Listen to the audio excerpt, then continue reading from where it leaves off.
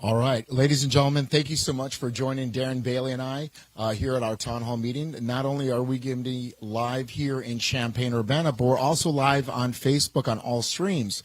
For those of you that are watching at home, feel free to put questions into the comments, and one of our representatives that's here will scribble it down and hand them over to us so we can get as many questions in as we can.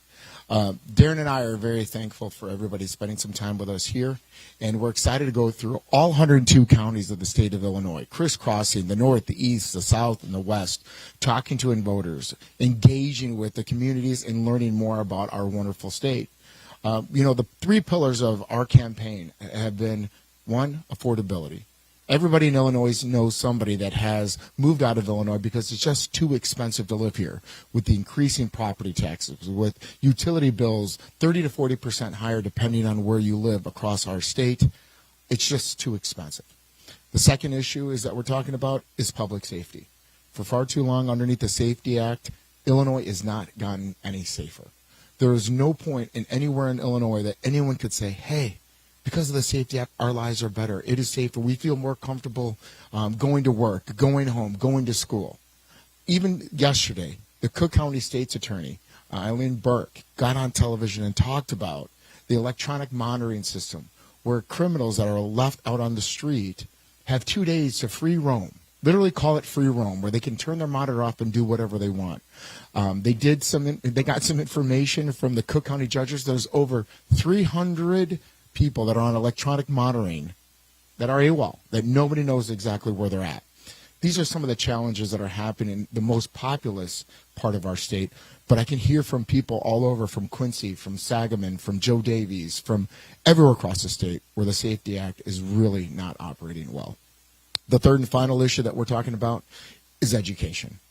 No matter what zip code you come from, no matter what your parents do for a living, every Illinois student should have an opportunity to a wonderful world-class education. And under 7.5 years of J.B. Pritzker and the Democratic majority, nobody's seen that. Darren and I have made a commitment that when your child graduates high school from Illinois, whatever they choose to do on the next step, if they go into college, because college isn't for everybody, if they go to trade school, if they go into the military, or if they go directly into the workforce, they're going to be ready on day one to be successful. And so as we go through the rest of this, Darren's going to give his opening comments. Please get your questions. We have a couple of volunteers that are happy to scribble them down, and we're going to get started. But one final thing before we do, I want to give a special thank you to Cole Lawrence for putting this together, for coordinating, getting the library, and getting it all publicized on social media. So thank you so much for having us. And I'm going to turn it over to my running mate, Darren Bailey.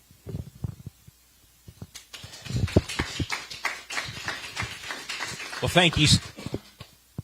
Thank you so much for being here tonight. Mike, thank you so much for the sound, and we want to thank the Champaign Public Library for having us. And it's a Wednesday night, and the crowd's down because people are at church, and they're busy, and it's been stormy, but thank you for coming out, because this is how we get the message out. The goal is that when you leave here, that hopefully you're informed, hopefully you're inspired, and hopefully then you will replicate yourselves when you talk to your friends and your family and your coworkers, because this is how we win. And, everywhere I go, the question is, well, can you really win? I mean, it's Illinois, and JB's a billionaire, so how does all that happen? And I want to give you some hope of the numbers and explain to you how this is going to happen. When J.B. Pritzker first ran against Bruce Rauner, he garnered 2.4 million votes. 4 years later, in 2022, running against me, he garnered 2.2 million votes. That's what we've got to change. We've got, there's apathy. People are frustrated and they're angry, but they're not showing up to vote.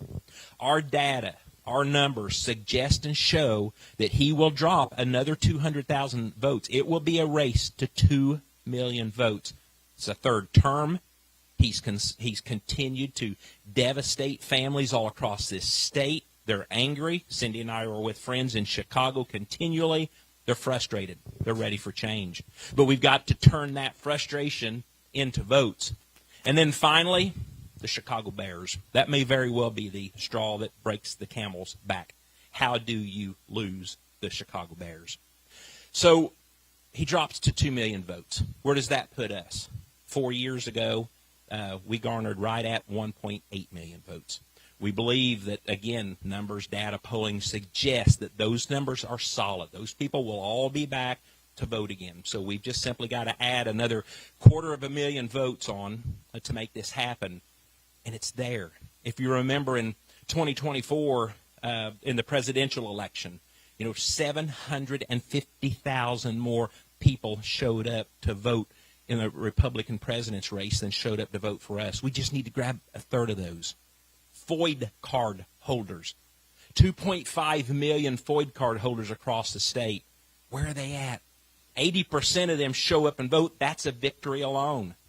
Cindy and I recently visited grandparents in the Chicago area. We were invited to meet with a group of grandparents. So they invited us because they knew that we felt their concern with the passing of our son Zach and his family. We are now guardians of Finley Tate, our grandson. So, but these are grandparents that their children, the parents of their grandchildren, are incarcerated. So when you're incarcerated, you have really nothing at your disposal. These are grandparents that need help. They can't afford what they're doing. And when they go to the state, when they go to J.B. Pritzker, his answer is, well, sign them up into DCFS care. I think everybody here understands how tragic that would be, because DCFS is a broken system that will be fixed when we're elected as governor. So Cindy and I, as we had this conversation, we're listening, and our hearts are breaking for them. We asked the question, well, how many of you are there? Well, there's about 2 million of us across the state. So do you see just that's the tip of the iceberg. If we show up and garner the vote, we will pull this off. J.B. Pritzker has spent $11 million since the primary, getting out on social media, $1 million a week on TV, and his numbers are not moving a bit. And that is why he continues to come out and just badger us, lie about his policies. And we believe that the people of Illinois are smarter than that. We believe that the people of Illinois are frustrated enough to show up and vote. Because at the end of the day, 4 years ago, it was indeed a low voter turnout altogether that cost us that race. We believe this year is going to be different. Can you imagine what it's going to be like when Illinois elects a Republican governor? Because, again, the mindset is, well, it's Illinois, it's corruption, J.B. Pritzker's a billionaire. Friends, you can't buy everything with money. J.B. Pritzker will not buy this election with his pocketbook. He can buy about anything else he wants, but there's a vast difference between he and I. And that difference is that Aaron and I have started a business. We've worked it from the ground up. We've built things on top of that. J.B. Pritzker is a trust fund billionaire.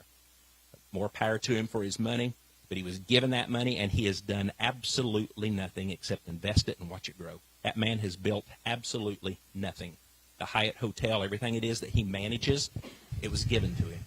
So therein lies the difference, because when he needs more money for whatever it is, he just pulls it out of the checking account. So that's his mentality. When he needs more money and financing for the state, well, your pockets are the new checking account, and that's where he's getting at. And enough is enough. We cannot garner this anymore. The other frustrating thing that I continue to hear, there's over $8 billion sitting in Washington, D.C. to be collected here in Illinois for education and infrastructure, most of it going towards education. And if you listen to J.B. Pritzker, he blames the president for not releasing that money. He is lying. That money has to be applied for. And when that money is given, he has to account as to where it is going.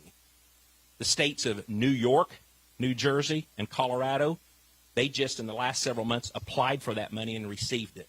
But instead, we all know that J.B. Pritzker is going to run for president. So this is his talking point, that federal government won't give Illinois the money that they so desperately need. But the reality is that if J.B. Pritzker were to receive this, it'd work like a grant. He would have to show where it's going.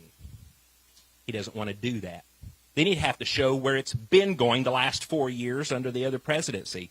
He doesn't want to do that, because of the stark reality is, as we talk about capping property taxes, as we talk about lowering the gas taxes, all these things that we're talking about, people come and say, well, where are you going to get the money?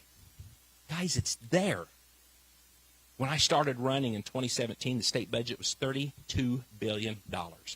Today, it's $56 billion. Put this in contrast. The state, here in Illinois, we've got about a 12.5 million population. Indiana has almost 8 million population. So about 60%, a little more than of what we've got. Yet Illinois has a $56 billion budget. Indiana's is a $24 billion budget, less than half of what ours is. Indiana has a $5 billion surplus in their budget. They can come over and buy the Bears and build them a new stadium and buy them out of their contracts and still have money left over. Have you ever noticed on this gas tax when we know that the tax is 50 cents here in Illinois, right? Well, doesn't that mean that the tax, our gas, when we should be just 50 cents higher than it is in Indiana, Iowa, and Missouri? If you've been across the border, it's $1 lower usually in those states. And you have to ask yourself, why is that? Because of all the regulation and the mandates that business has to jump through, all the hoops that we have to go through just to conduct business. It almost seems like it's this man's single desire to destroy this state. And I believe that's exactly what it is. And he wants to get his hands on this country and do the exact same thing. And we can stop all that if we show up, we vote in force, on or before November 3rd, fire J.B. Pritzker, and hire a new day and a new future for Illinois. So we've got a few questions here. We're going to answer. Like I said, we're glad you're here, and thank you so much for being here. All right. Well, not only do I get to be your running mate, I also get to be the moderator of some of these questions here today. So I'll try to take it easy on you, but I can't promise that'll be yeah. So the first question is, as a daycare center owner here, what do you plan to do to help Illinois families afford quality daycare as well as daycare businesses to stay in business due to the rising costs? So that is also what really set me apart. And Cindy and I knew that when we considered running again. Because exactly 1 year ago today, if you would have asked me if we were going to run for governor, the answer was a hard no. I just had no desire. And doors began to open in the following weeks, and we threw the fleece out. We prayed and we fasted, and we realized that I think we need to be on this journey. But it's got to look different than it did 4 years ago, because we're not going to wind up with the same result. And that's in a lot of what I've already shared with you. But the other situation that I considered when I looked at the other people that were running is the fact that there was no Illinois government experience. And the fact that I've served one term as a state rep and one term as a state senator helps me to understand where the mess is and how exactly it needs to be fixed. And as on children education, lower age education, serving on those committees in Springfield, I dealt with this. We got Kitty College in Fairfield, Illinois, and Wayne County, and the owner of that, man, she's a firebrand, and she's an advocate, and you can bet that every time that she was frustrated about something, she would give me a call and talk to me about it. I'd go down and visit her, and I had to learn what the process. So yeah, there's a serious problem there, daycare. So it's interesting when someone wants to go to work but can't find adequate daycare, number one. Then if they want to go to work and they find that daycare where they probably can't afford it, and they find out that it's cheaper for them to stay home. So we have got to do a better job here in Illinois, and we can, of working with workplaces, working with daycare, providing options. Again, this $8 billion that J.B. Pritzker will not apply for in Washington, that's part of that. Part of that would come and offset some of these costs that we need to hire more teachers, to bring people in, to provide an affordable daycare for children. We have to have the conversation. We have to be real. But at the end of the day, you got to ask yourselves, J.B. Pritzker's been governor for 8 years. Why do we have these issues? But he's going to fix them for you in the next 4. It's absolute nonsense. But I appreciate that question because it is near and dear to Cindy and I's heart. A lot of people don't realize, let me hit this real quick, because the governor of Illinois has a pretty immense amount of authority, really almost more so than any other state. The governor of Illinois can invoke executive decisions. Doesn't mean you're not going to get pushback, but my goal is being bold and courageous and throwing an executive order out there. At least it lets people know of the relief that could be coming, and if the Democrat General Assembly wants to push back on it, then I'll get out and I'll message it and I'll have a platform. My goal is to work with them and cooperate with them on affordability, safety, and education so that we can actually bring relief. But then secondly, the governor has the power of the purse strings. So when you ask yourself, well, how did Illinois or J.B. Pritzker spend $3 billion last year giving it away to people who are here illegally, giving them free food, free insurance, free housing? Well, that's how he did it. And then he left libraries, school districts, townships, cities. He left them out in the dark, and you know what they do? They either cut programs, fire people, or they go raise your property tax. So if you want to know why your property tax has gotten so out of control, that's exactly it. Because he pulls the rug out from under, the funding out from under people, and he goes and spends it as he so desires. And then come June 30th, when there's a shortage, then everybody's forced the next fall to begin raising property taxes. But then finally, and probably most importantly, is every agency of the state, every director, every land-grant university, the governor places those directors and those boards under them. So you want to rebuild DCFS, and you think, well, how are you going to work with the Democrat legislature to make that happen? No, we're going to put the right people in place at DCFS. We're going to put the right people in place of these learning centers in education, and they're going to begin to develop and push policy, just exactly what J.B. Pritzker's done, to harm us, to hurt our children, and we can turn all that around. So I hope that, I am very much aware of the problem and the lack of. But our answer is making government work for you again and restoring it as it was. Wonderful. Here in Champaign County, they're currently represented by Carol Amons, who was recently indicted on federal charges, both for election fraud and for campaign fraud, and also fraud regarding NGOs or non-governmental organizations. For far too long in Illinois, people have been calling for ethics reform, but nothing has taken place. What would that look like under a Bailey Del Mar administration? So ask yourself this. Who is the lieutenant governor? What does the lieutenant governor do? Who have the lieutenant governors been? No one ever knows, do they? That's what sets us apart, because Aaron, that's going to be his task. He's going to go to work on transparency, accountability, and we're going to start weeding this stuff out. A $56 billion budget. When I talk to the right people, they say, well, the budget, you sign it, it gets signed every year. It's there in papers. Have you ever looked at the budget? It's about that deep in paperwork, 3,500 to 5,000 pages. It's all in paragraphs. Most of it is bills and laws passed 10 and 20 years ago that just never go away but keep getting added to. And then you have to go back and find all the legislation to put it together. There is no transparency and accountability with our current budget system. So with that in mind, Aaron, take the floor and let them know just exactly what's going on, because you do that very well. Oh, thank you very much. Here in Illinois, we have a program that's an act. It's called the Grant Accountability and Transparency Act, and it doesn't go nearly far enough. Every time a dollar leaves the state budget, goes to an agency like Darren was talking about, DCFS, and gets placed within a third-party group, immediately all the transparency turns off. We have no idea how those dollars are being allocated.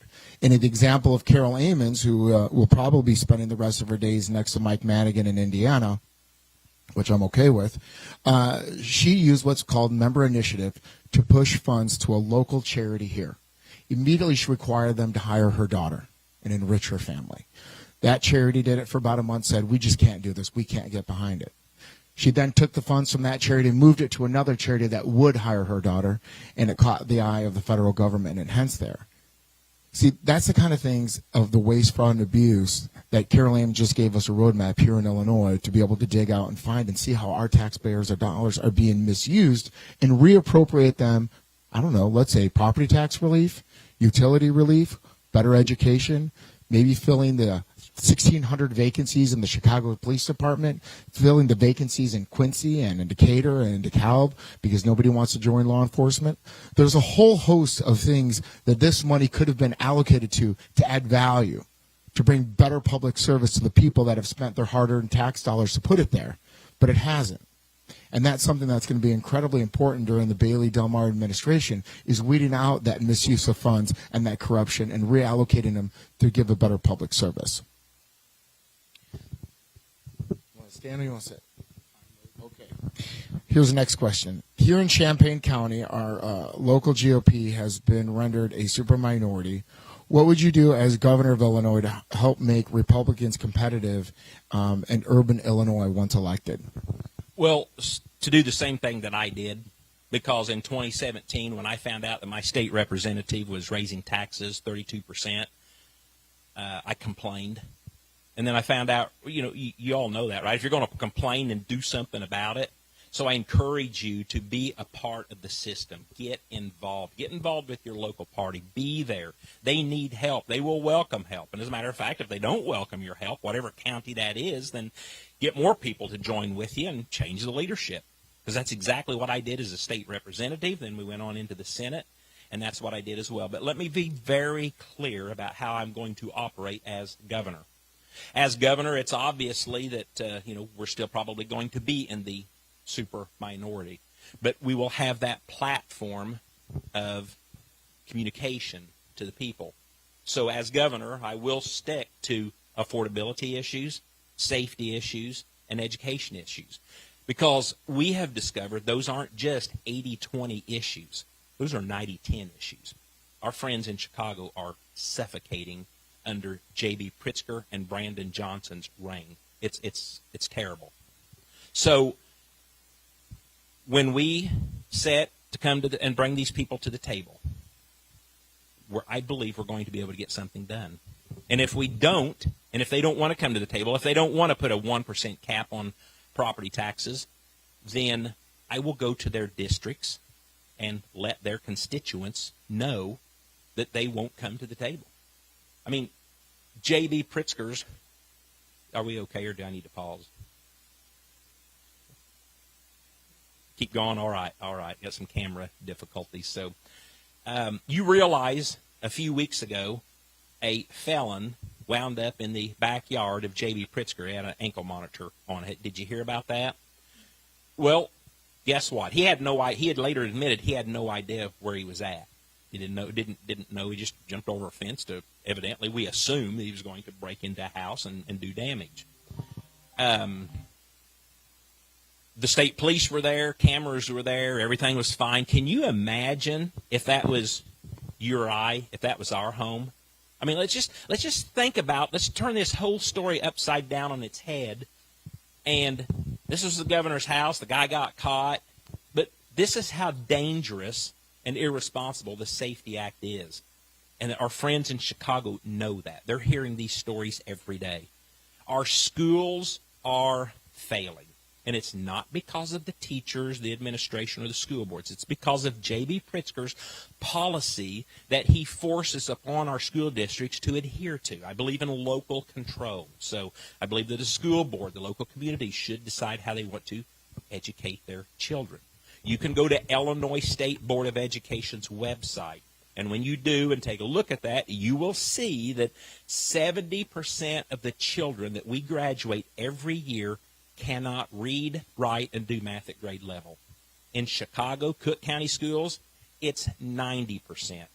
So there's a problem with that because that's our future. And if you listen to J.B. Pritzker in his State of the State address in January, he told us, he said, under my administration, J.B. said, the state funding of the schools is at an all-time low. And he's right, because he pulled the rug under everybody. made him raise property taxes. But then he went on and he said, and this is why it's working, because our graduation rates are at an all-time high. He's right about that too, because guess what? You can't flunk or hold students back anymore. You have to send them right out the door. So these are the issues that everyone in Illinois is living and they're frustrated about. And I truly believe that as a farmer, my door will be open early. There will be seats at that table. And for the first time ever, as a governor, I will be working strongly with the General Assembly because I know how it works. And we will come to the table, develop a sound budget, change some of this nonsense, and I think we'll be able to push this political divide to the side and actually get something done and put Illinois back on the map again. Mr. Bailey, here in Champaign County, one of the biggest, if not the biggest, employer is the University of Illinois Urbana-Champaign, which has many public servants who, when they got hired, were promised a pension at the term when they finished their public service. There's been many text messages, emails, and reports that you plan to take people's pensions away. Could you speak about that? Well, that's what I love about these forums more than anything, is continually getting the word out to every nook and cranny of Illinois that even when I ran for state representative in 2017, I made it very clear that I understood that pensions were a promise. I didn't understand what kind of a mess they were in, but I do understand they are a promise. That's retirement that must be adhered to. And I have promised, as I go around, everyone that will listen, that if you are a state employee, that I will protect your pension. As a matter of fact, I want to come up with solutions so that regardless who the governor is, regardless who the General Assembly is, that something is in concrete. And so here's the deal. Everyone says, well, it's in the Constitution. It's got to be safe. That's why I did what I did in 2021 when I drafted a resolution. I wanted to show union members how easily their pensions could indeed disappear. And unfortunately, since J.B. Pritzker cannot tell the truth about anything, since he is a habitual liar, he has taken that message and tried to convince, and as he's doing right now today, about every other day, somebody's getting an email saying, hey, look, here, Darren's trying to take your pension. That is an absolute falsehood. So just know and understand that I will protect your pensions. I look forward to sitting down with union leaders that currently refuse to come and sit down with me and never would sit down with me as a state representative, a state senator, or any other Republican for that matter. So if you want to go to bed at night knowing that your retirement is secure, then come have that seat once we're elected, and we will make sure that we make that happen. Mr. Bailey, in a Facebook post 2 weeks ago, you talked about your challenges with flock cameras, and you've also said that it is a strong law enforcement tool. What is your position on that? So as governor, I will be representing the people, okay? Yes, it is a very strong law enforcement tool. I have talked with law enforcement all over the state, local, county, and state police officials. I understand. I've read the stories. But one thing that has become apparent that I learned is that these flock cameras are being abused. And not by law enforcement, by the corporation themselves. So something's got to be done about that. As Benjamin Franklin said, that if you trade liberty for safety, you will have neither. And I believe that, because I'll stand on our Constitution and on our liberty every day. But I do hear the stories, and here's the deal. Let's take the Safety Act, for example. When the Safety Act was written and passed, law enforcement they were never invited to the seat, never invited to the table. J.B. Pritzker, House Speaker, Senate President, they met in closed doors for about 3 months and drafted that. I have promised and given my word to law enforcement before anything is done, we will be talking. They will have a seat at the table. We will come to some kind of a conclusion. And you know what? Maybe it's to get rid of the flock cameras, because a lot of this information that I have and that I viewed is from the flock corporation. They're not adhering to the confidence of their contract. So I do believe there are possible solutions out there. But at the end of the day, the people of Illinois, if there's a concern, I will be representing the majority of that opinion. This next question is from someone in Chicago that went online that asked, as of August 1st, Cook County and all the collar counties had an increase in their sales tax. If you're elected governor, will you roll that sales tax back? Our problem is, well, number one, affordability. So, the General Assembly, if it takes an executive order, if it takes the governor's authority of the purse strings, something has to be done. We must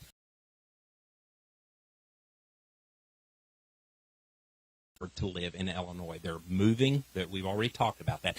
One thing we didn't talk about, did you realize that the corporate tax rate in Illinois is twice of what it is in Indiana or Iowa? So you wonder why Morton Salt, you wonder why the HWI Do It Best centers are moving out of state. Well, that's why. Because they've reached this threshold, and if we don't do something about all this unnecessary regulation, property taxes, corporate taxes, we're going to be seeing many more larger corporations, Deere, Caterpillar, these companies that once they reach a threshold, they'll be gone if we don't correct this. And that's why people are continually leaving. I bet everyone in this room knows someone who has left Illinois recently because of affordability. So we've got to address that. We've got to fix it. And I will do everything within my power to make Illinois one of the best, most affordable places to live instead of where we're at now. With the affordability question, here in Champaign and many central Illinois areas, the gas prices have gone out of control, forcing a lot of people that live in border parts of the state, close to Indiana, Iowa, Missouri, and Wisconsin, to go across state lines to purchase gasoline. What would you do to lower gas prices here in Illinois? So I think I talked about the problem, but maybe I didn't exactly address what I would do. There will be an executive order to suspend for 6 months immediately the gas tax. People need relief. We need to increase or at least build confidence in government again for the people of Illinois. So that will be a first and upfront and immediate action. And then as we begin to tear into the numbers and Aaron starts exposing the waste that is there and we start understanding what we have to work with, then we'll talk about the future of doing whatever it is that we need to do with the gas tax. But, that silly thing's on autopilot. The legislator wages are on autopilot. Enough's enough, and this has got to stop. Mr. Bailey, this is another one from Will County. As a Republican, Donald Trump is the Republican leader per se, as the highest-ranking Republican in the United States. There's been many controversies saying that you will just capitulate to anything Donald Trump says. What's your position on working with Donald Trump or whoever the president is? Well, I had that question earlier today in an interview, and I guess my question is, what governor across the nation has capitulated with anything that Donald Trump has ordered? I mean, think about how ridiculous that question is. I sat and I tried to think, and I asked this gentleman, I said, what are you afraid of? I will be governor of Illinois. I will be working with you, the voters, taxpayers, and I'll be working with the General Assembly. There will be no outside sources dictating anything that we do. And like I said before, it's obvious that J.B. Pritzker hates Donald Trump more than he loves Illinois. Otherwise, he'd opt in and apply and try to get this $8 billion of grant money that's sitting out there, and he refuses to do it. So, like I said, I appreciate it, and because that's J.B. Pritzker's messaging right there. And he says it enough that in a while we begin to believe it. But show me a case somewhere of any Republican governor that has capitulated in any way, shape, or form as this conversation goes. So and not only that, but I give you my word that regardless of who the president is, I will be working with for whatever it takes to improve and build Illinois. The Illinois legislature brought up the BUILD Act, which would change local zoning ordinances from local communities to Springfield, saying that they want to make housing more affordable by adding more inventory. What's your position on the BUILD Act? That sounds awesome, doesn't it? more affordable housing to build more. That sounds great. But let's look at the nuts and bolts of it. Local communities lose local control. The intent of J.B. Pritzker is to bring housing and build them anywhere, and especially where local units of government do not want them. And the key cornerstone to the Build Act is to remove mandates and regulations so these homes can be built quicker. Why not just do that anyway? Why not get rid of these rules, these regulations, these mandates so people can come and build? See, this whole idea with how we build this economy, there's this 1% sales tax. Let's take that just for an example. I want to explain that real quick. Because you break all this down and you cap, I said sales, property tax. You cap your property tax at 1%. So let's say you've got a $200,000 home. $2,000 each year is all you should ever pay under a 1% tax cap. So the question comes in is, well, gosh, where's the money going to come from? Well, that's the beginning of building the economy. First of all, the money for a while is already in our budget. It's being wasted, and Aaron's going to find that. But at a 1% property tax cap, no longer are people leaving Illinois and selling their homes. Maybe somebody wants to move and live in Florida or Tennessee part-time.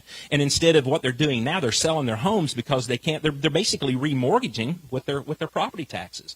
They hang on to that property now because they're only paying $2,000 for a $200,000 home instead of $6,000 or $8,000. And then when they do that, and we move the regulations and let people come in and build homes again, well, then your property values start going up because now homes are in demand and people are building more because they feel good about it. They're staying, and that's how we ultimately build this economy. So the Build Act really does address a lot more than these multi-unit structures that J.B. Pritzker wants to come and stack anywhere he wants. That if we really look into the Build Act, there's a lot there to turn Illinois around. Mr. Bailey, you recently posted last night that you were at the Chicago White Sox game. For clarity, are you a White Sox fan, a Cubs fan, or a Cardinals fan? I don't know, but you got a lot of questions on 2 cards. That's pretty impressive. I love Chicago. So let's just be honest about it. I'm an Illinois fan, okay? So anything that's in Illinois, I'm going to be the fan of. I did have a blast last night at the White Sox game. And I want to tell you something that happened. I think a lot of people know who State Representative Kelly Cassidy is. I butted heads with her a lot. We sat here and we talk about, well, how are you going to work with these people? Aaron and I were walking around, and I heard somebody's hollering there. So first of all, when we were walking around, first of all, I heard Aaron. I heard it was Aaron, and I see a lady waving, so I grab her. I'm like, hey, I have no idea who she is. And I'm waving at her. She comes running over. I'm getting ready to give her a hug. She bypasses me, goes directly to Darren. And Darren's talking to her, and she's like, we take a picture. I'm like, great. And we turn around because I'm still heartbroken that nobody knows who I am. And walk on. He goes, you know who that was? And I'm like, I have no idea. And he said it was Representative Cassidy. And I didn't know who that was. But Darren, tell her who she is and how you know her. Oh, yes, because, So, like I said, we butted heads on just about everything in the General Assembly. But that's the respect that I contend that I have with the other side of the aisle. And that's the respect that they know me. They know I'm a man of their word. As a matter of fact, again, it was after the General Assembly, the first General Assembly that Cindy and I were up in Springfield, 2019. So been around June 1st. And I was walking out the door, and I held the door open. It was like 6 in the morning because we'd been up all night like they always do. And I held the door open for a group of Democrat state representatives that were coming through the door. And as they walked through that door, Kelly Cassidy was among that bunch. But one of them stopped and said, Darren, we want to let you know that I don't even think we don't even know if we have this air in common that we're breathing right now. But said, we want to thank you for being respectful to us, being available to listen, to hear, and not demeaning us when you could. Over my social media post, I never did do that. Even though I completely disagreed with them, they completely disagreed with me. That's how we're going to get things done. And the White Sox game was amazing because Aaron knew a lot of people. I mean, that's his territory. So people were texting when they found out that we were there, and we'd walk down in the stands and find people, and then, man, it'd take 10, 15 minutes to get out of there. People are coming out and wanting pictures of stuff. So I'm telling you, the movement and the momentum is real. I just hope that I have an opportunity to save the Chicago Bears, but I believe the Bears are gone because J.B. Pritzker just completely fumbled that one. All right, we'll put you down for a Cubs fan. All right, a couple lighthearted ones. Mr. Bailey, as you've gone around all of Illinois and you've been to each of the 102 counties, what would you say your top 3 restaurants or meals have been? Oh, that's not fair. Or if you'd like an easier question, did you have a better meal with Cindy cooking or with my wife Sarah cooking? You can choose. That's which really question. not fair. You can choose which question you'd like to answer. My wife's an amazing cook. I mean, Sarah's amazing, but there's no one that matches my wife. And I'm telling you what, here's the beauty of it. I'm going to share something with you. So next time you're up in Chicagoland, go try the Wild Berry Pancake House. It's number 2 rated restaurant, and try to make a reservation or get there early because on a Friday, Saturday, and Sunday there is over a block line.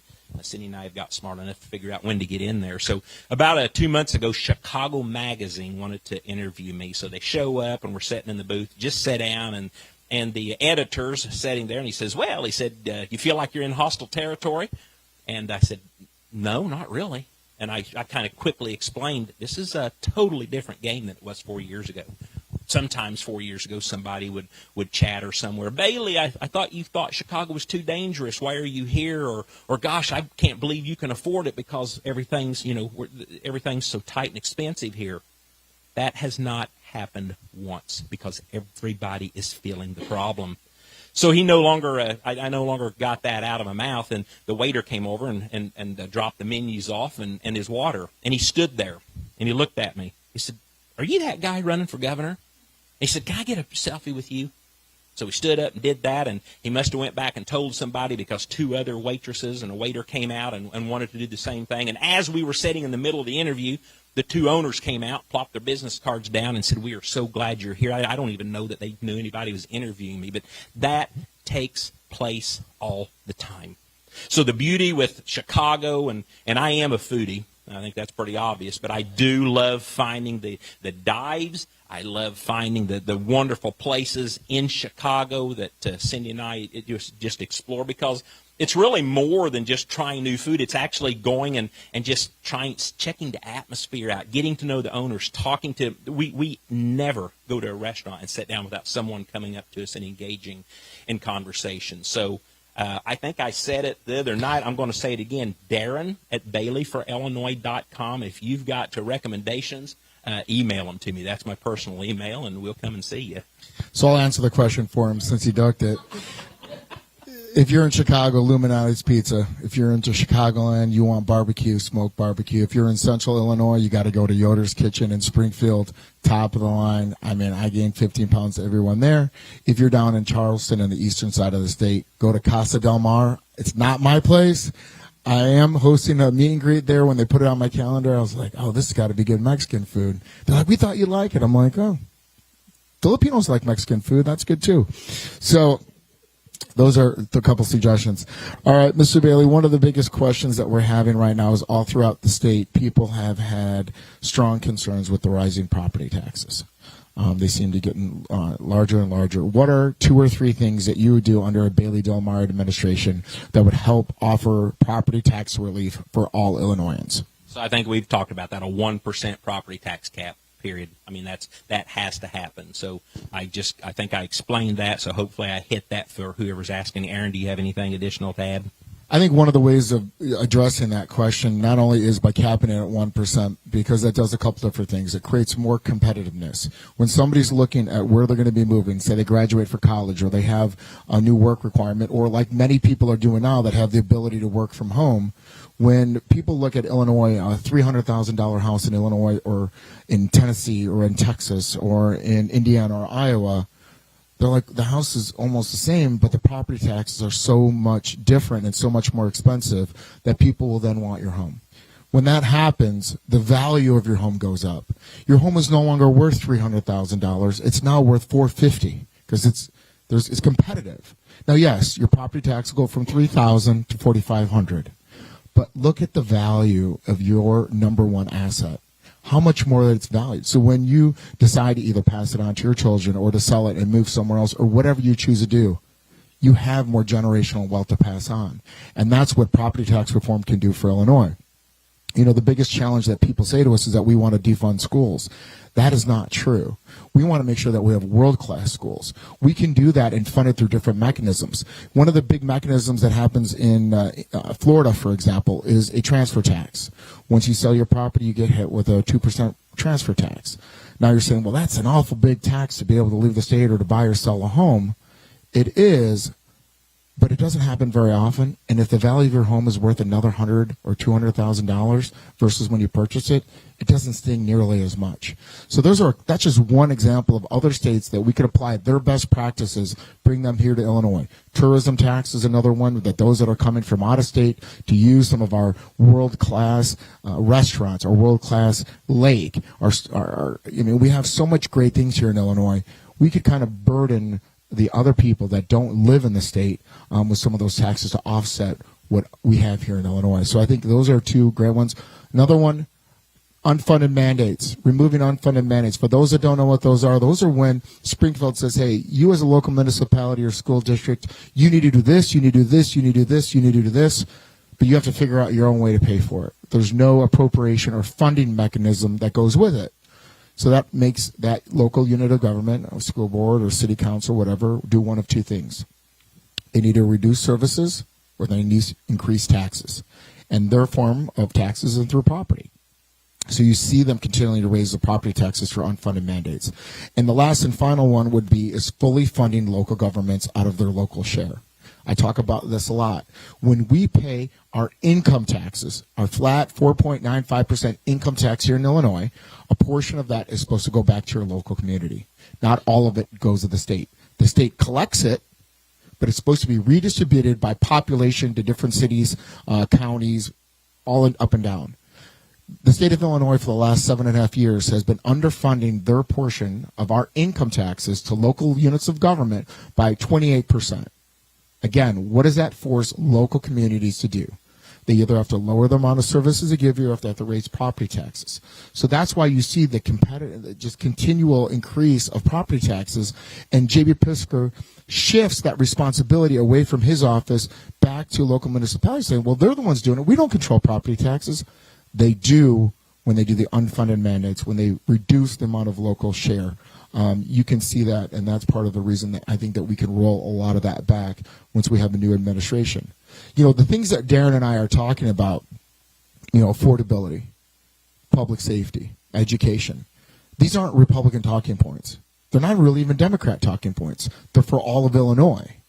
And so how do you defend against that when you have a bad record of 7.5 years? Can anybody in this room, even if you're not in this room, if you're online or anywhere in the state of Illinois, tell me that Illinois is more affordable now than it was 7.5 years ago? What is cheaper? Name a tax that has been reduced or stayed flat. Not one. Can you tell me that your property taxes either stayed flat or been reduced? Nobody can. Can you tell me that your business tax has either stayed flat or been reduced? Can you say that your utility bill has stayed flat or been reduced? Can you name one thing that is less expensive in Illinois now, or even flat, than it was 7.5 years ago when J.B. Pritzker took office? Can anybody here say that they feel safer because of the Safety Act or any of the regulations given by Springfield over the 7.5 years? Does anybody at home feel safer now or the same as they did 7.5 years ago? When you're seeing the teen takeovers in Chicago, you're seeing the reductions in law enforcement, you can't hire police officers, and the ones you can get, some of them you don't really want because they got nothing, Can anybody say that you're safer now? Can anybody here say the quality of their education, comparably to what they're paying, is better? In some cases, can anybody say that education is better? That the children, right, are getting the same or better education than I got when I was a kid, or what my parents got when they were kids? Can anybody in the state of Illinois do that? I don't believe they can. And for those three specific reasons, that's why we're running. We're not running to get famous because, it's fun to go to a Sox game and get some pictures. I could care less about pictures, right? Or be on TV. I don't care. I could care less. I'd rather be at home with my kids. I'm sure he'd rather be back at his farm. I mean, I don't know if I want to be on his farm, but, that's not my thing, right? It's way too far from a liquor store. But, it's true, it is too far. But that's the point. We're two guys that just want to do good for Illinois. So, anyways, that kind of got me on a rant there, Darren. And I see our campaign manager in the back just sweating. This is Cindy and I on August 2nd, we celebrated our 40th wedding anniversary. And somebody asked us the other day, well, what'd you guys do to celebrate? We was on the campaign trail. It was another day, so we're together every day, and I love it. Well, today is our campaign manager, Jose Durbin's birthday. So happy birthday, Jose. And I know he'd like to be home with his family as well, but we're proud of you, and we're glad to work with you, sir. Thank you. I'm pretty sure my comment about the liquor store just aged this poor guy another 3 years. So I'm sure it'll be clipped, and you'll see it on Pritzker's Press later on today. There you go. All right, we'll do one more question. You know what, Darren? What question do you have? We'll go. You've been doing this for quite a while. You've had a lot of. What's the best question that you've been given or asked? As we've been doing this whole thing for the last 9.5 months, as you've grown to love me, tell me, what is the best question? Well, actually, it's interesting that you asked, because today it's going to air tomorrow, Thursday at noon on Fox News. We had a really amazing interview, and yesterday. I'm sorry, my days all run together. So it's going to air at noon on Thursday. Is it not live as a show? And I mean, the whole purpose of the show is to ask you everything that you potentially haven't been asked, and it was pretty amazing. I got to know people, and we loved it. And I really hate being put on the spot of something that I totally wasn't expecting. So to ask Aaron anything that I could ask him, I've seen you smooth-faced, and I've seen you with the beard. Which do you like better? Oh, that's a good one. I like the little stubble. People ask me all the time that if you're going to be in politics, you should always be very clean shaven. But I do get a little dry skin, and I look like, kind of like a burn victim if I don't, because I get all these kind of patches. So I keep a little bit of extra stubble, and it does age me a little bit. Goes with the gray over here. We didn't have this when I started in politics, but, politics is over here, business over here, my kids and family driving me nuts, kind of brings that highlight of the silver. They used to call me Silver Fox, but I'm more like Silver Gorilla because I have a little bit aggressive. I believe the term Sarah used was hostile and uncooperative, but I think that same mentality would be used to good services in our state. So with that, I think it's time. We're going to wrap this up. I want to thank everybody at home that's watching us today. This was a little bit unconventional. We took it a little bit more fun than we do. We have several more town halls. You can see them on our Facebook page, on Bailey for Illinois. We're going to be in Lake County. We're going to be in Springfield. We're going to be in the city of Chicago multiple times doing these town halls. We encourage you to come out, invite your friends. Come here, ask tough questions. We're going to answer them. We're going to have a little fun with it. It's not going to be a snooze fest. Nobody here was on their cell phones, and we did not have any sudden narcolepsy, so that's always good when we're doing these types of events. And we just want you to understand the people that we're asking for your vote. I want you to know who Aaron Delmont is, the person, the humorous side. I want you to know who Darren Bailey is. Because I think when you do get a chance to know us, when you get a chance to ask us probing hard questions and getting a true answer, it'll be a little bit easier to earn your vote. Cindy and I are headed back to Chicago tonight. We've got meetings tomorrow, and then is it tomorrow night? We'll be at the State Fair for the opening parade, I believe. Am I getting my days? Does that sound right? Okay, thank you, because somebody asked me a while ago what I'm doing tomorrow night, and I said, I don't know. I haven't looked at my calendar yet. So this is an amazing journey, and it is one worth fighting, and I wouldn't be running this alone without my wife, Cindy, there with me. She is my greatest asset. And just, give her a hand. Thank you for that. Yeah, she deserves that.